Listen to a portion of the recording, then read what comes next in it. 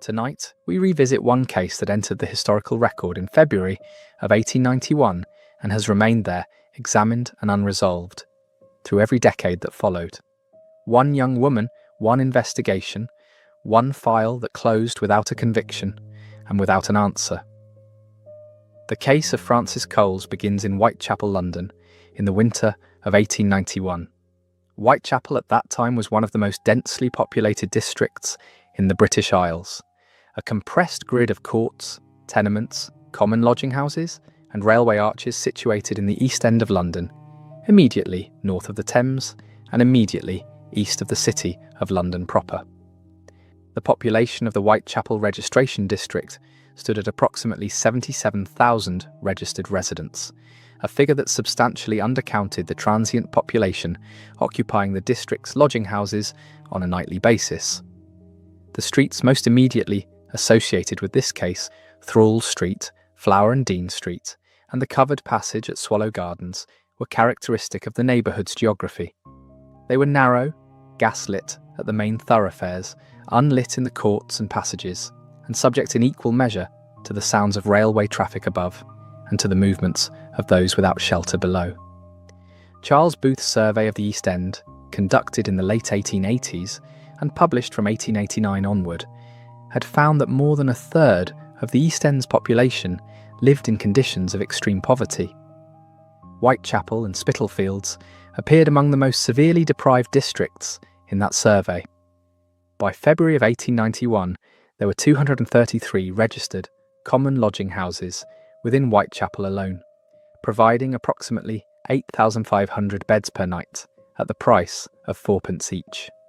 Those who arrived without 4p were turned out, regardless of the hour or the weather. It was within this district at 2:15 in the morning on the 13th of February that a police constable, walking his beat, turned the lamp of his lantern into a railway arch and found a woman lying in a pool of blood. Frances Coles was born on the 17th of September, 1859, at 18 Crucifix Lane, Bermondsey, Surrey, in the parish of St Mary Magdalene, Bermondsey. The household was that of her father, James William Coles, a master bootmaker who had been born in Pueblo, Somerset. Her mother was Mary Ann Carney, born in Armagh Island, and the marriage therefore joined an English artisan family with the Irish immigrant community that had settled in Bermondsey's working-class streets during the preceding decades. Frances was the third of 4 children. Her eldest sister was Mary Ann Coles, born around 1852 or 1853. The second sister, Selina Adelina Coles, was born on the 25th of October, 1855. Frances followed on the 17th of September, 1859. And her younger brother, James Coles Jr., was born on the 30th of August, 1862. The family occupied rooms at 8 White Lion Court, Bermondsey, in later years, living in a single room that also served as James William Coles's workshop. The arrangement was not unusual for the skilled artisan class of South London, where the division between domestic space and working space was frequently collapsed by economic necessity. The work of a bootmaker, conducted at home, occupied the same rooms in which the family ate and slept, and the conditions of such a household were constrained even when the trade was returning steady income. By approximately 1873, when Frances was 13 or 14 years old, those conditions had deteriorated substantially. James William Coles could no longer provide the basic necessities required by his family, and he entered the St Mary Magdalene workhouse on Russell Street, Bermondsey. It appears that Frances and her younger brother James accompanied their father into the workhouse for a period during these years. The contact with the workhouse system that Frances experienced in early adolescence was formative. She would continue to visit her father in workhouse institutions for the rest of her adult life. By approximately 1880, Frances had moved from Bermondsey to the Whitechapel and Spitalfields area of the East End. She found employment as a bottle stopper at the premises of Winifred Horer and Company, a wholesale druggist located at 58 Minory Street. The work involved hand-sealing glass medicine bottles with cork stoppers, work that was painful to the hands and knuckles, and poorly compensated. Frances continued to represent herself to her father as holding this position long after she had left it, and she continued to visit him, crossing the Thames each Friday to attend the Bermondsey Workhouse on Tanner Street, where James William Coles had become a permanent inmate by the 1880s. She attended church with her father on Sundays. These visits were documented at the inquest by family witnesses. Her father received her each week as the respectable working daughter she presented herself to be. The actual circumstances of her life in the East End were entirely different from the account she maintained for him. By the mid-1880s, Frances was working as a street prostitute in the Whitechapel, Shoreditch and Bow areas. She lived in common lodging houses in Thrall Street and Flower and Dean Street, streets that accommodated hundreds of women in similar circumstances, and that had already become familiar to newspaper readers throughout Britain through the coverage of the Whitechapel murders of 1888. She was known on those streets by the nickname Carroty Nell, derived from the colour of her hair. She also used the names Frances Coleman and Frances Hawkins in different lodging houses and on different occasions, a common practice among women who moved between establishments and wished to obscure their identities or their debts. None of this was known to her father or to her elder sister, Mary Ann, to whom Frances had also presented a consistent fiction of respectable employment and lodgings. As late 1890, Frances had told her father she was still employed at the chemist's in the Minories and was lodging respectably in Richard Street, Commercial Road. By February of 1891, she had conceded to him that she had left the chemist's position, but she maintained the appearance of legitimate employment and decent accommodation. Her father accepted what she told him. He had no reason to doubt her. If you find value in stories preserved this way, consider liking the video and subscribing to the channel, and let me know in the comments where you're listening from. Now back to the record. By early February of 1891, Frances Coles was resident, when she could afford a bed, at the lodging house at 8 White's Row, Spitalfields, where the deputy was a woman named Sarah Fleming. The price of a bed was 4p per night, payable in advance. Frances's finances were, by every documented account, at the lowest point of destitution. She drank heavily. She moved between lodging houses as circumstances permitted or compelled. On the 11th of February, 1891, she encountered a man named James Thomas Sadler at the Princess Alice public house in Whitechapel. Sadler was a fireman, a stoker, employed on the merchant vessel SS Fez. He was 53 years old and had recently returned to London, having completed a voyage, arriving with accumulated wages in his pocket. He and Frances had known each other intermittently over a period of years. He had been a client of hers in the past. The two spent the 11th of February drinking together, and they continued into the 12th. Their movements on the 12th of February were tracked with some precision by the subsequent investigation. At approximately 7:30 in the evening, Frances entered a milliner's shop at 25 Nottingham Street and purchased a black crepe hat for 2 shillings and 6p. The money was Sadler's.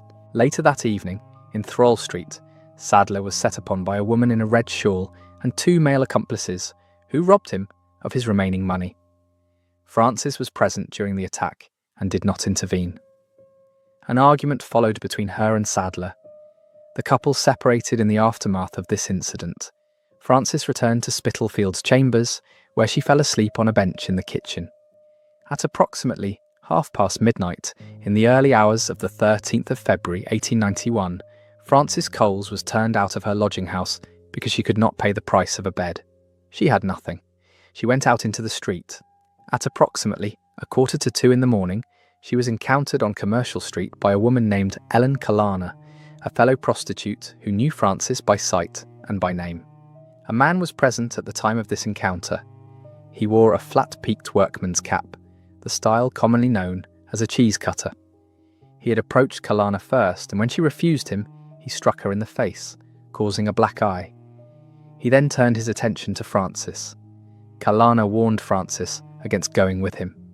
Frances nevertheless agreed to accompany him. The pair walked in the direction of the Minories.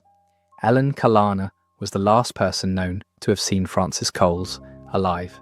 At approximately 10 minutes past 2 in the morning, Police Constable Ernest Thompson was walking his beat along Chamber Street, Whitechapel. Thompson had joined the Metropolitan Police on the 29th of December, 1890.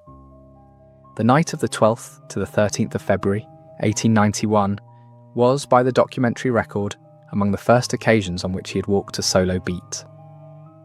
As he proceeded along Chamber Street, he heard footsteps ahead of him in the darkness, moving away at pace in the direction of Mansell Street. He turned his lantern into the railway arch at Swallow Gardens, the covered passage running beneath the Great Eastern Railway viaduct between Chamber Street and Royal Mint Street. Frances Coles was lying on the ground in a pool of blood. Thompson knelt beside her. He observed that she appeared to open and close one eye in response to his presence. The Metropolitan Police regulations of the period required an officer who discovered an injured person to remain with that person and summon assistance rather than to give chase to any fleeing individual. Thompson did not pursue the retreating figure. He blew his whistle. Colleagues arrived within minutes. Frances Coles was removed to the London hospital. She did not survive. The discovery on the morning of the 13th of February ended, with certainty, any question of whether Frances Coles was alive. It opened, with equal certainty, a question that the investigation would now be required to address. The investigation was formally opened by officers of the Metropolitan Police H Division on the morning of the 13th of February, 1891. The H Division covered the Whitechapel area and had been under sustained public and political pressure since the series of murders that had begun in the district in the spring of 1888. The detective apparatus of the division was sensitised by 3 years of repeated mobilisation to the geography and the victim type presented by the case of Frances Coles. H Division's Criminal Investigation Department was engaged within hours, and Scotland Yard was notified promptly. Superintendent Thomas Arnold, who bore overall supervisory responsibility for proceedings in the investigation, took an active role from the outset. Officers were dispatched to the scene at Swallow Gardens. The railway arch was examined by daylight on the morning of the 13th. The passage ran beneath the Great Eastern Railway viaduct, constructed of brick and iron, between Chamber Street and Royal Mint Street. It was an enclosed, dark thoroughfare, used by those passing between the two streets at all hours. In the winter months, in February, the arch would have provided shelter from rain and wind, and it offered no natural light. Gas lamp illumination from the street ends reached only the outer portions of the passage. The centre of the arch, where Frances Coles had been found, was in near total darkness at 2 o'clock in the morning. Officers examined the ground and the surrounding stonework. The pool of blood was documented. No weapon was recovered at the scene. Statements were taken in the hours and days that followed from those known to have been in the vicinity during the relevant period. Ellen Kalana was interviewed and gave a detailed account of her encounter with Frances Coles on Commercial Street at approximately 1:45 in the morning of the 13th. Kalana described the man who had struck her and then departed with Frances as wearing a flat-peaked cap of the kind commonly known as a cheese cutter. She provided no further physical description of the man that entered the documentary record in the form accessible to subsequent researchers. Her testimony placed Frances and an unidentified man moving in the direction of the Minories at approximately 1:45 and placed the Swallow Gardens arch within a plausible route from that point of departure. Inquiries at the common lodging houses of the area produced information about James Thomas Sadler. Multiple witnesses confirmed that Frances had been seen in Sadler's company in the 2 days preceding her death, and the sequence of their movements on the 11th and 12th of February was reconstructed through these statements. Sadler had been known in the lodging houses as a merchant seaman who returned to the area between voyages and sought out Frances Coles when he did so. Inquiries established that following the argument in Thrall Street on the night of the 12th, Sadler had made his way to the docks, where he had attempted to reboard the SS Fez. He had been involved in an altercation with dock workers. A coffee house waiter who operated premises in Whitechapel reported that a man he later identified as Sadler had appeared at his establishment at approximately 6:30 on the morning of the 13th of February. The man was extremely drunk and stated that his ribs had been broken. These details were recorded and contributed to the profile of Sadler's movements that the investigation was assembling. Sadler was located at the docks and taken into custody. He was conveyed to Lehman Street Police Station. The arrest became public knowledge within a short period of time. A hostile crowd assembled outside the station with what press accounts described as apparent intent to assault the prisoner. Police dispersed the mob by force and removed Sadler from the station by a side entrance. The response of the crowd illustrated the depth of collective anxiety that 3 years of unsolved murders in the district had produced. The name of Jack the Ripper was in every account of the arrest. The assumption, widespread and immediate, was that the Ripper had returned and had now been taken. Sadler was formally charged on the 16th of February, 1891, with the willful murder of Francis Coles. The investigation had now settled upon a principal suspect, and the proceedings were transferred to Thames Police Court, where Superintendent Arnold supervised the Crown's case. The level of institutional attention brought to bear was unusual. The involvement of the Attorney General's office in supporting the prosecution reflected an explicit awareness at the highest levels of the Metropolitan Police and the government that Sadler might be identified as the perpetrator of the 1888 Whitechapel murders, as well as the murder of Francis Coles. The proceedings at Thames Police Court were therefore conducted with the weight of 3 years of unsolved crimes bearing upon them. The investigation had now reached a point at which the critical question was whether the evidence assembled against James Thomas Sadler was sufficient to sustain the charge.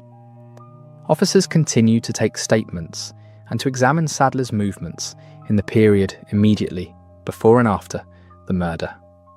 The reconstruction of his whereabouts on the night of the 12th to the 13th of February was central to the case. The investigation, as it stood by the close of February, had produced a detailed account of Sadler's relationship with Francis Coles, a record of their movements on the 2 days preceding the murder, and witness testimony placing Sadler in an agitated, drunken, and injured state in the hours after the murder. What it had not produced was direct evidence connecting Sadler to the act itself. The man in the cheese cutter hat, described by Ellen Kalana as the last person seen with Francis Coles before her death, had not been identified. No witness had placed Sadler at Swallow Gardens.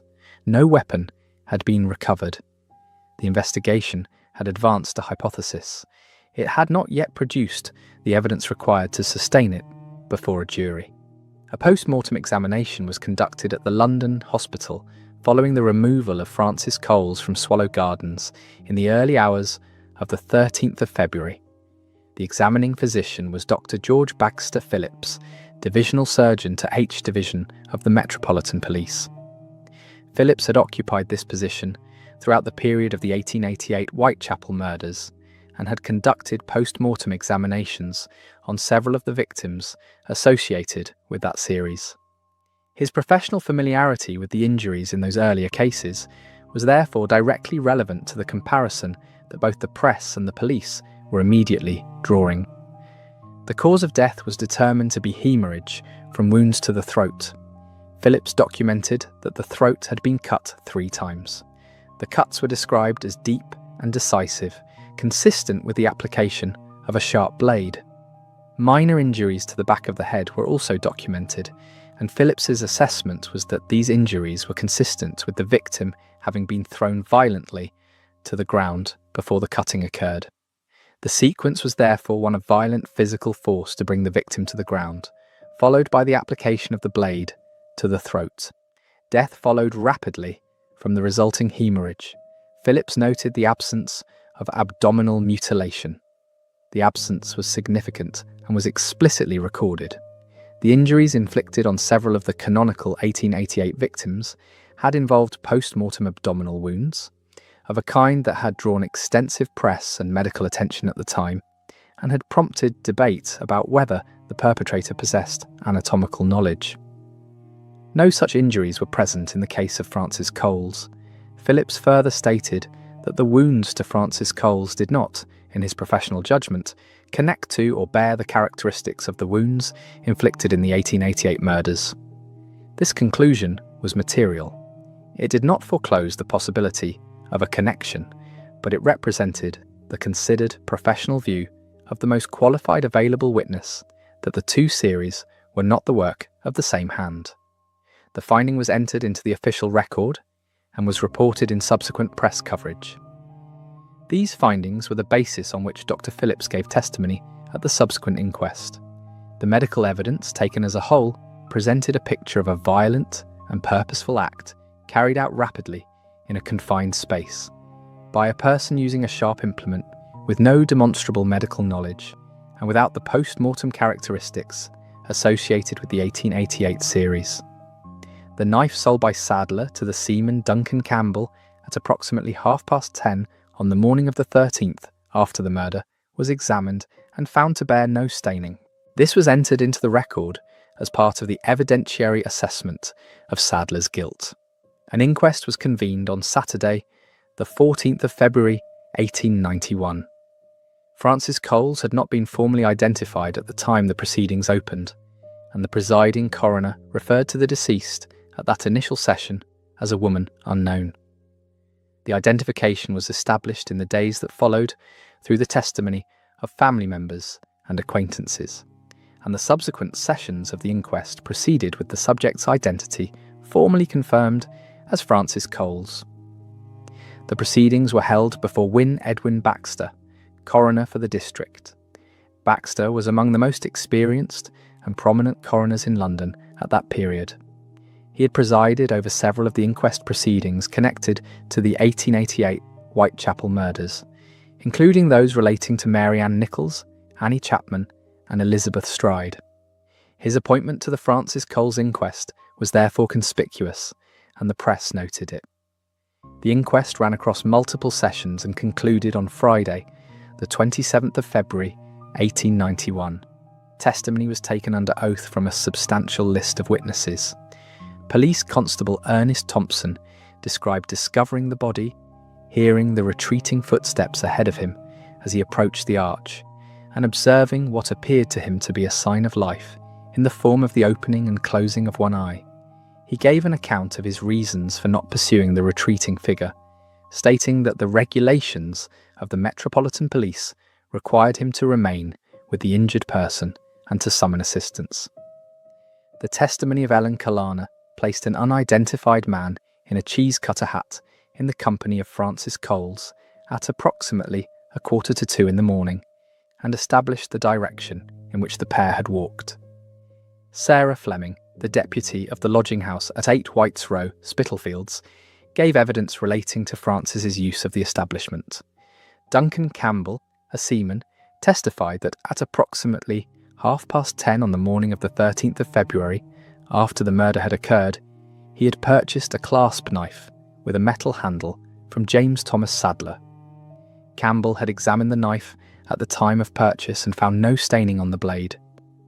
The coffeehouse waiter who had served Sadler at approximately 6:30 on the morning of the 13th described a man who was extremely drunk and had complained of broken ribs. Family witnesses gave testimony establishing the pattern of Francis's visits to her father at the workhouse, and the account of respectable employment and lodgings she had maintained for him. The contrast between the life Francis had presented to her family and the life documented by other witnesses at the inquest was not commented upon editorially by the coroner, or, so far as the record reflects, by the jury. The testimony was entered and recorded. Baxter directed the jury on the characteristics of the case and invited careful comparison with the earlier Whitechapel murders.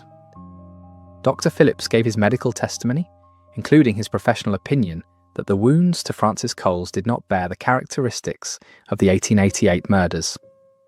After deliberation, the jury returned a verdict of willful murder by some person or persons unknown. The jury appended to their verdict a specific commendation of the Metropolitan Police for their conduct in detaining Sadler, stating that they considered, the police had done their duty in that respect. The commendation was unusual. It amounted to an endorsement of the arrest as a reasonable exercise of police discretion, even though the arrest had not produced a conviction and the inquest jury had not attributed the murder to Sadler. The verdict was entered in the record of the proceedings. It has not been formally revisited or challenged by any subsequent official body. The proceedings at Thames Police Court continued in parallel with and following the inquest. Superintendent Thomas Arnold presented the case against Sadler on behalf of the Crown, and the prosecution was supported by the Attorney General's office, an involvement that reflected the institutional weight placed upon the outcome. The question explicitly in view was whether James Thomas Sadler had murdered Francis Coles, and by extension, whether he might also have been responsible for the 1888 murders. The prosecution presented its case across multiple hearings. Sadler's counsel contested the evidence at each stage. The alibi constructed in Sadler's defence rested on two categories of evidence. The first was the shipping records and corroborating witness testimony, placing Sadler in the vicinity of the SS Fez at the docks during the relevant period. The second was the testimony relating to his physical and mental state throughout the relevant hours. The coffeehouse waiter's account placed Sadler, drunk and injured, at a location inconsistent with his having committed the murder, and then proceeded calmly to dispose of any evidence. The testimony of Duncan Campbell regarding the knife was central to the evidentiary picture. The knife had been sold by Sadler to Campbell at 10:30 in the morning of the 13th, after the murder, and bore no staining. If Sadler had used it as the murder weapon, the absence of staining required an explanation the prosecution was unable to supply. Dr. Phillips's medical opinion that the wounds had not been inflicted by a person with anatomical knowledge, and that the degree of precision involved in the cuts was inconsistent with the state of extreme drunkenness Sadler demonstrably exhibited throughout the relevant period, further undermined the prosecution's position. The wounds at Swallow Gardens had been applied with a degree of control. The man attested to by the coffeehouse waiter at 6:30 in the morning had been barely coherent.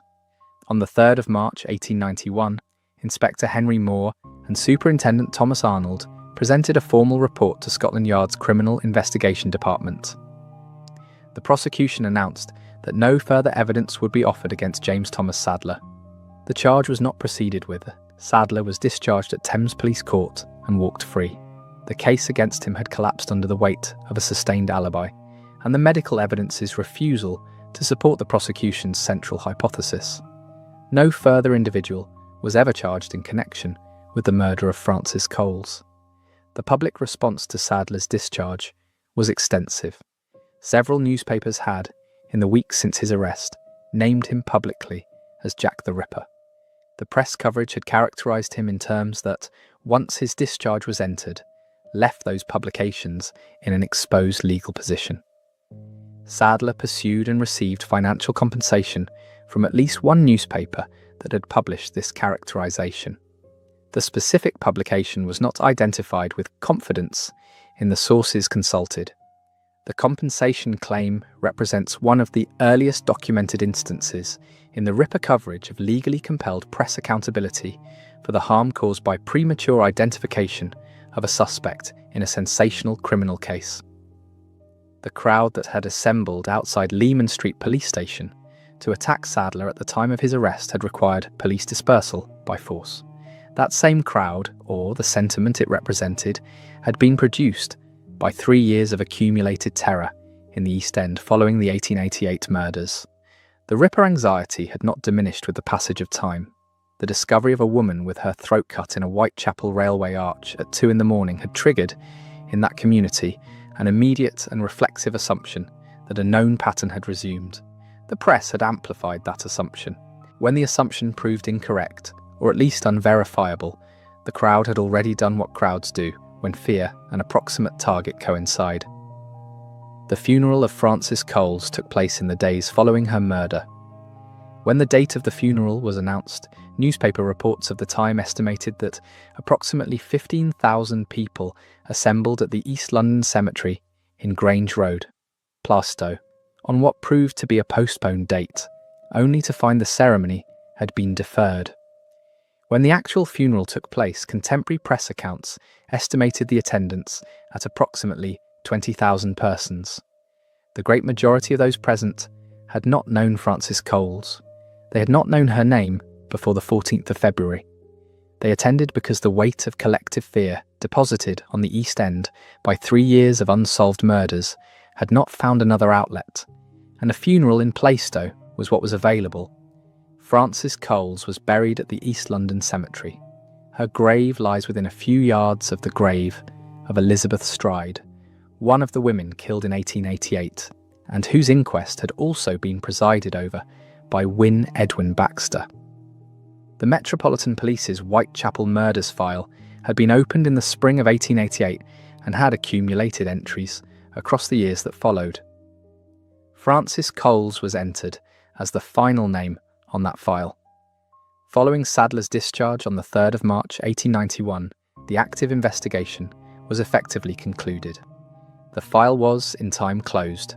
The man whose footsteps P.C. Thompson had heard retreating into the dark of Chamber Street was not found. He was not identified. No theory advanced in the subsequent century of ripperological scholarship has achieved any consensus as to his identity. Police Constable Ernest Thompson returned to his duties following the Frances Coles inquest and continued his service with the Metropolitan Police in H Division. The events of the 13th of February 1891 were the events of the first solo beat of his career. He had been a constable for fewer than 7 weeks when he turned his lantern into the Swallow Gardens arch and found Frances Coles lying in the blood-pooled passage beneath the railway viaduct. The experience of having heard retreating footsteps and having been unable to pursue them, of having been required by regulation to remain with the dying woman while the figure who had most likely killed her disappeared into the streets of Whitechapel, was one that the documentary record does not indicate he expressed directly. What the record shows is the subsequent facts. Thompson continued in service for 9 years following the discovery at Swallow Gardens. On the 1st of December 1900, he was on duty near a coffee stall on Union Street, Commercial Road East, Whitechapel, when a disturbance involving a man named Barnett Abrahams, a 41-year-old cigar maker, occurred in his vicinity. Thompson intervened. He was stabbed twice in the neck. He died from the wounds. His funeral procession through the streets of the East End was attended by more than 3,000 officers and men of the Metropolitan Police. He died in the same streets, within the same geography of courts and thoroughfares where he had found Frances Coles 9 years before. He was 31 years old at the time of his death, the same age Frances had been when she was found lying in the arch at Swallow Gardens. The connection between Thompson's death and his earlier discovery was noted in the press accounts of his funeral. The streets of Whitechapel had twice taken a life within the compass of his experience. The coincidence of geography was documented and remarked upon, and it passed with Thompson himself into the record of what that neighbourhood had exacted from those who lived and worked within it in the final decades of the 19th century. The Metropolitan Police. Whitechapel Murders File, which had begun as an administrative response to a series of killings of women in a concentrated geography over a limited period of time, accumulated entries from April 1888 onward. The file ran to 11 names before it was closed. Frances Coles was the last of those names. The arc of the file, from its opening in 1888 to its closing with the Frances Coles investigation in 1891, represents one of the longest sustained unsolved murder investigations in the history of the Victorian Metropolitan Police. No conviction was ever obtained for any of the murders recorded on that file. No individual was ever identified with certainty as the perpetrator of any of the canonical killings. The file was closed. The questions it had generated were not. The legal proceedings in the Frances Coles case were formally concluded by the discharge of James Thomas Sadler on the 3rd of March 1891. No further legal action followed. The inquest verdict of willful murder by some person or persons unknown stood as the final official characterization of the case. That verdict has never been revisited by any coroner, court, or official body in the period since.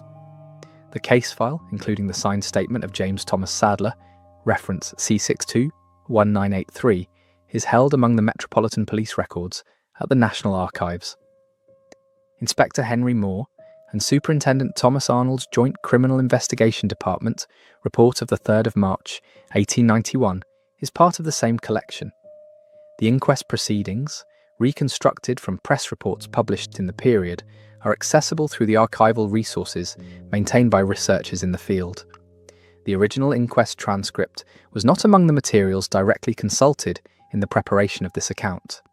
What the record does not contain is the identity of the man Ellen Kalana described as wearing a cheese cutter cap on Commercial Street in the early hours of the 13th of February, 1891. The record does not contain an explanation of why Francis Coles, despite Kalana's warning, agreed to accompany a man who had just struck Kalana in the face. The record does not contain an account of what passed between Francis Coles and the man in the cheese cutter hat in the interval between Commercial Street and Swallow Gardens. The record contains only the beginning and the end of that interval, separated by approximately 30 minutes. The encounter on Commercial Street at 1:45, and P.C. Thompson's discovery in the arch at approximately 2:15. What occurred between those 2 points in the streets of Whitechapel on a cold February morning in 1891 was observed by no witness whose testimony entered the documentary record. It has never been reconstructed with any verified confidence. James William Coles, Francis's father, remained an inmate of the Bermondsey Workhouse on Tanner Street. He had received his daughter each Friday, week after week, year after year, as she crossed the Thames from the East End to visit him. He had attended church with her on Sundays. He had accepted the account she gave him of her employment at the chemist's in the Minories and her respectable lodgings in Richard Street. He had not known, and had no occasion to suspect, that his daughter's income came from prostitution in the streets of Whitechapel, or that she slept in 4-penny lodging-house beds in Flower and Dean Street, or that she was known on those streets as Carroty Nell. The inquest testimony of his elder daughter Mary Ann established that the family had no knowledge of Francis's true circumstances until her murder made those circumstances a matter of public record.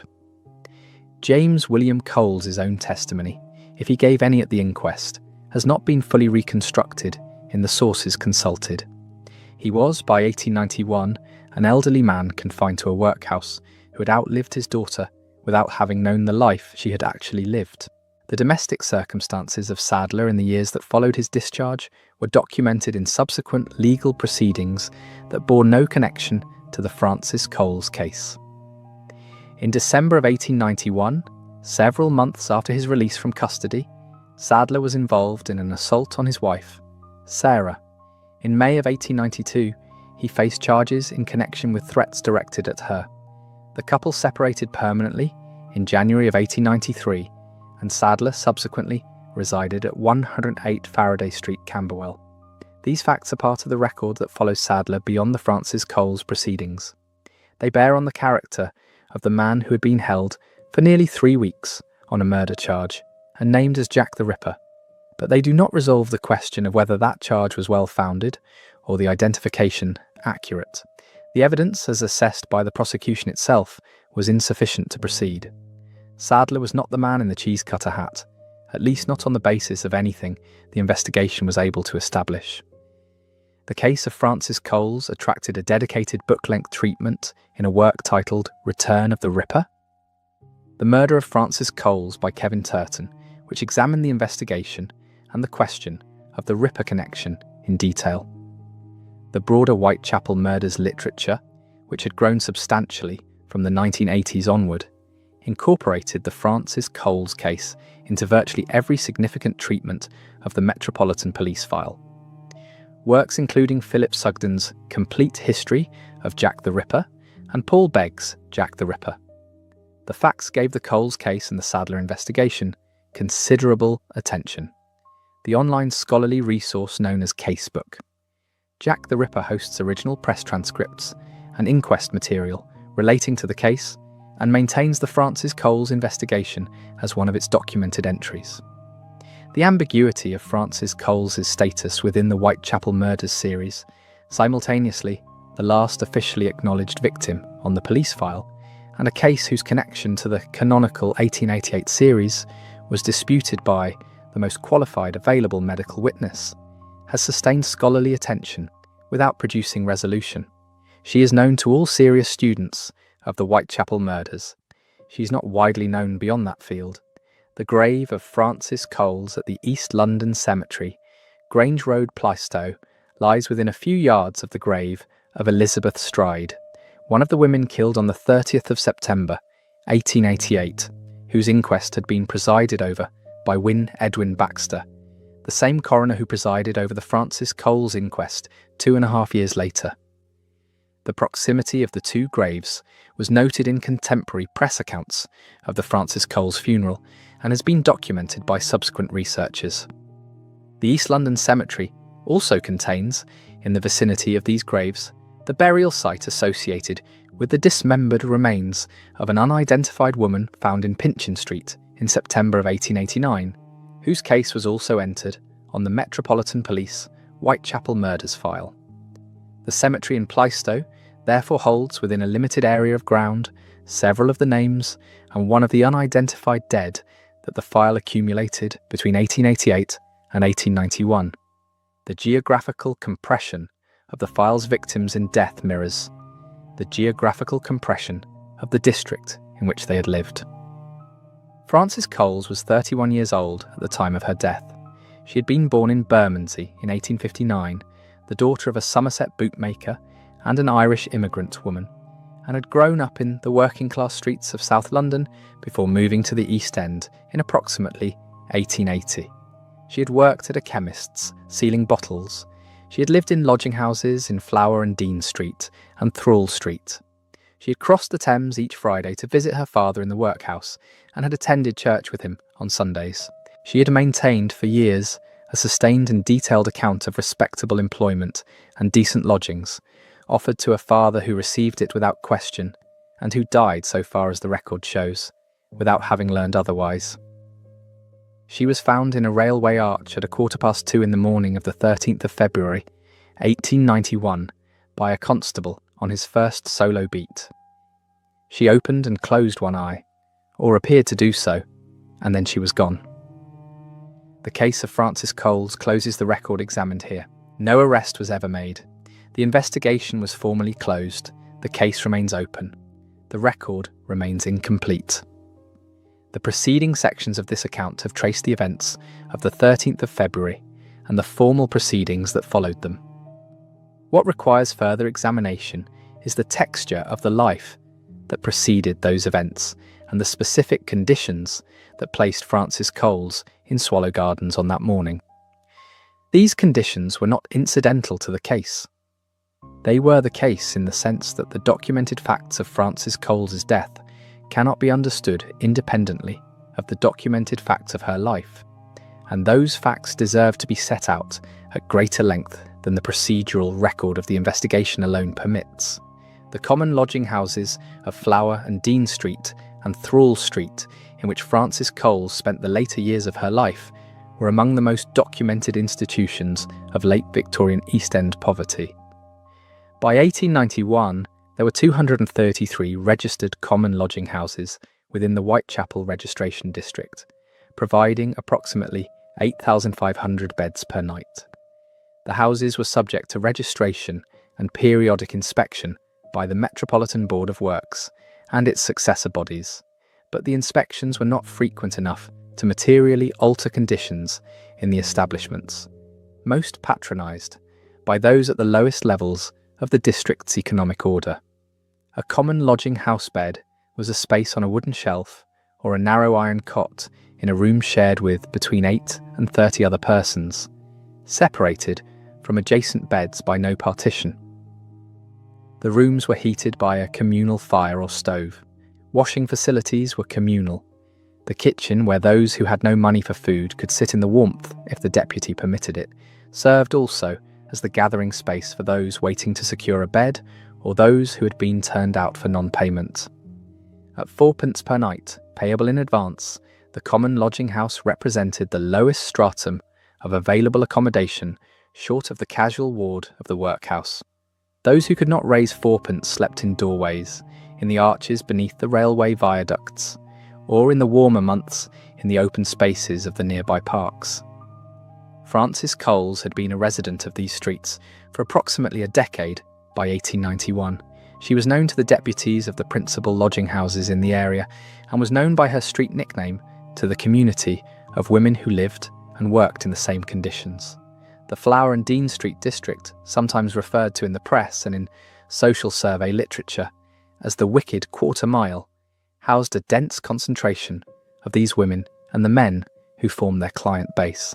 It was within this geography that Frances had established whatever form of daily routine her circumstances permitted, and it was from this geography that she had departed on the evening of the 12th of February, on what proved to be the final hours of her life.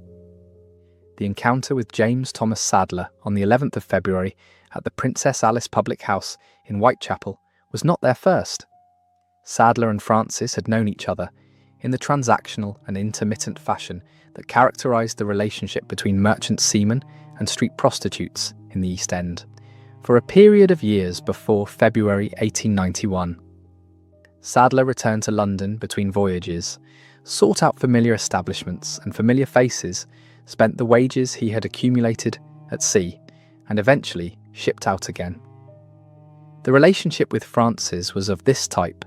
It was not on the basis of the documented record, primarily a domestic or emotional attachment, though the fact of its persistence over years suggests that it was not purely transactional either.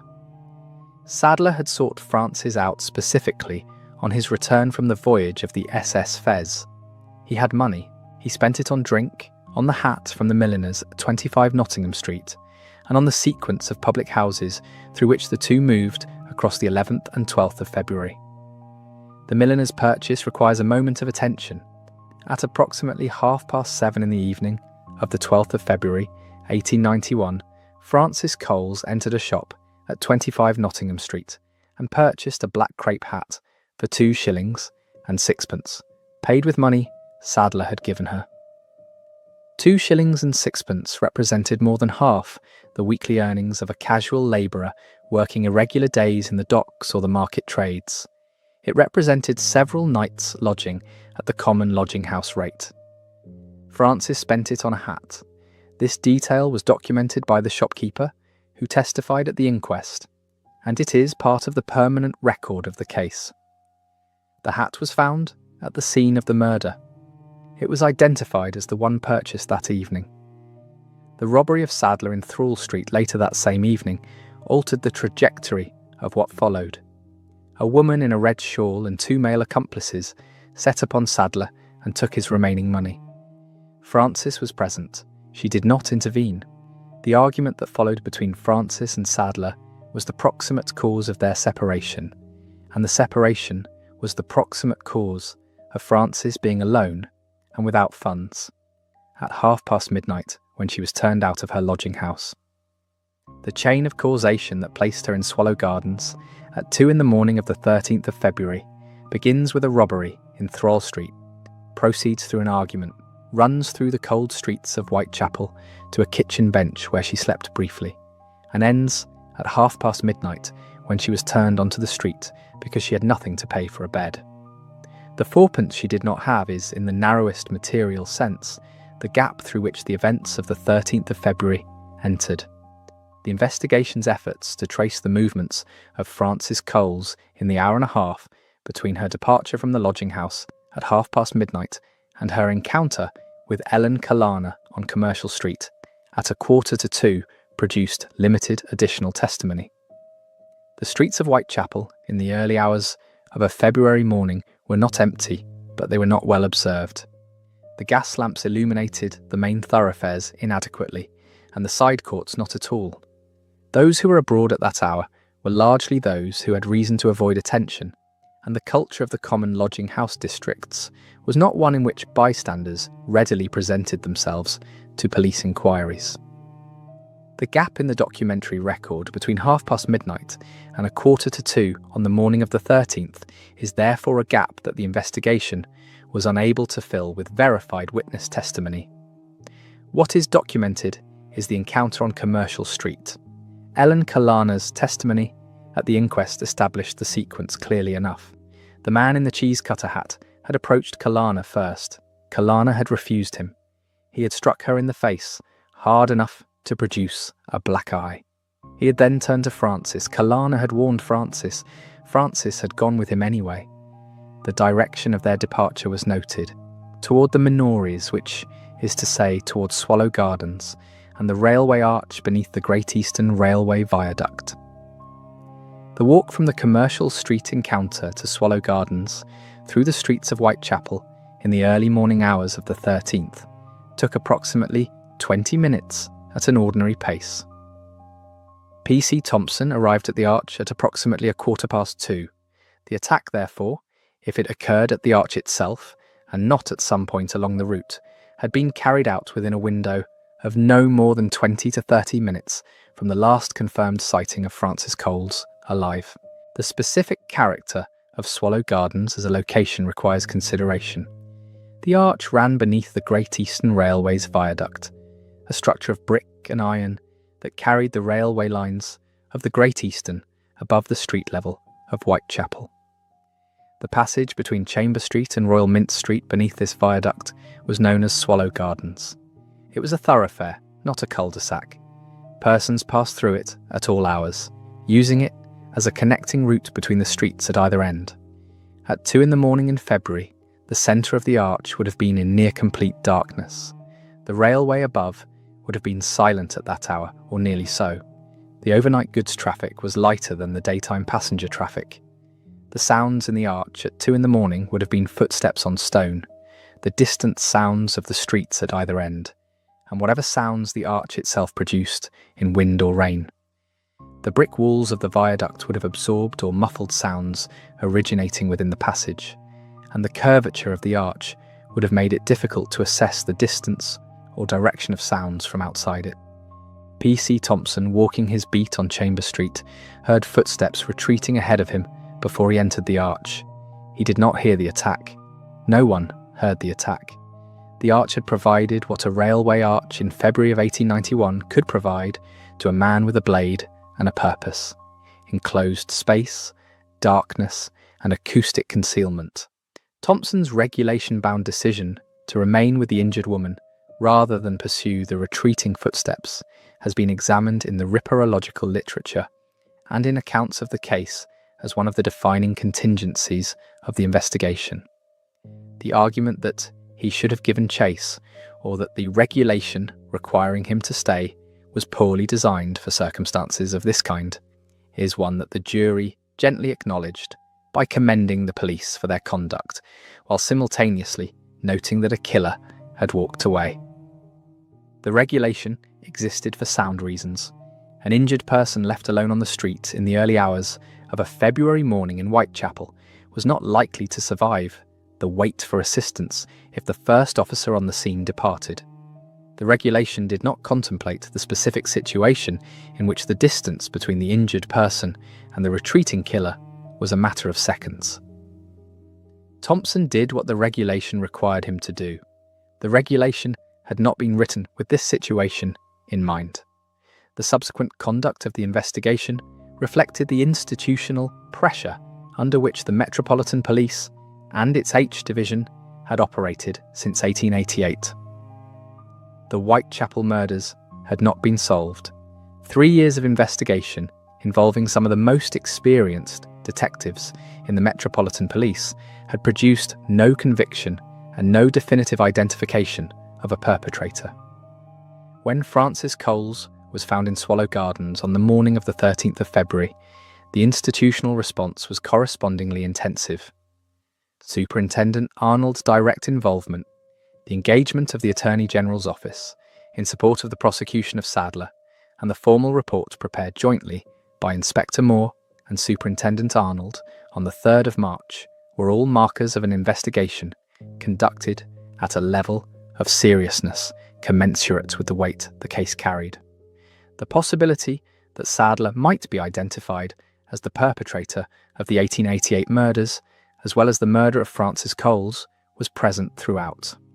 The Attorney General's involvement was a signal of that possibility rather than a routine measure in a common lodging house murder case. The decision to offer no further evidence against Sadler on the 3rd of March, 1891, was not taken lightly. The prosecution had been presented with everything the investigation had produced. The alibi evidence, the medical evidence, and the absence of any direct witness placing Sadler at the scene had together produced a case that could not be sustained before a jury. The discharge of Sadler did not mean the investigation concluded that he was innocent. It meant the investigation concluded that the available evidence was insufficient to proceed. That is a distinction with practical consequences. It meant the case remained formally open, and it meant that no alternative suspect had been identified. The man whose footsteps Thompson had heard retreating into the streets of Whitechapel remained unidentified on the 3rd of March, 1891, and has remained so in the century and more that has followed. The question of whether Francis Coles was a victim of the same individual responsible for the canonical 1888 murders has been examined by every significant researcher in the ripperological field without arriving at a settled answer. Dr. Phillips's professional opinion that the wounds at Swallow Gardens did not bear the characteristics of the 1888 wounds was the considered view of the most qualified available witness. Phillips had examined several of the 1888 victims and had given detailed medical testimony at those inquests. His assessment in February 1891 was not dismissive or perfunctory. It was a direct professional comparison based on direct professional experience of both sets of injuries. The conclusion he reached was that the two series were not the work of the same hand. The absence of abdominal mutilation, the absence of any indication of anatomical knowledge in the infliction of the wounds, and his assessment of the degree of control required, taken together, produced a view that the Swallow Gardens murder was a street killing of a kind not uncommon in the district, rather than an episode in the specific and distinctive series that had begun in 1888. The Metropolitan Police had added Francis Coles to the Whitechapel murders file, but the file was an administrative category and not an attribution. Her presence on the file reflected a decision to maintain investigative attention to murders of women in this geography, not a formal conclusion that the same perpetrator was responsible. The burial of Francis Coles at the East London Cemetery, Grange Road, Plaistow, took place in conditions that reflected the state of collective feeling in the East End in the weeks following the murder. The initial announcement of the funeral date drew an estimated 15,000 persons to the cemetery by the reckoning of the contemporary press, only to find that the ceremony had been postponed. The actual funeral, when it occurred, drew an estimated 20,000.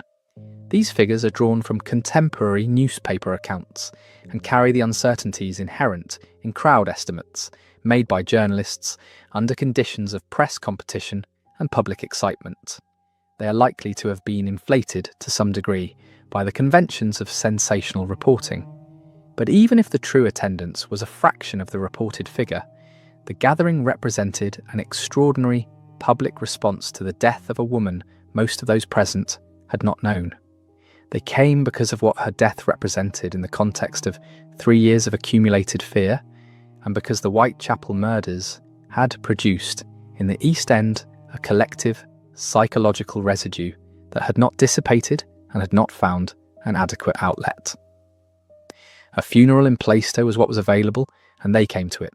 Francis Coles was buried in ground that also held Elizabeth Stride.